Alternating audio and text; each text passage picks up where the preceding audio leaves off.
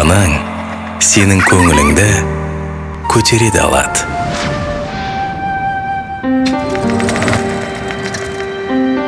Жаныңды ауырта да алады. Анамыз әрдайым жанымызда жүретін сияқты.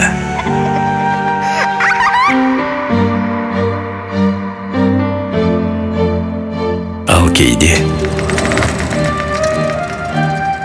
өмір бойы іздейсің. Өзіңізге қымбат жандарды жалғыз қалдырмаңыз. Өзіңізді қымбат санайтындарға оралыңыз.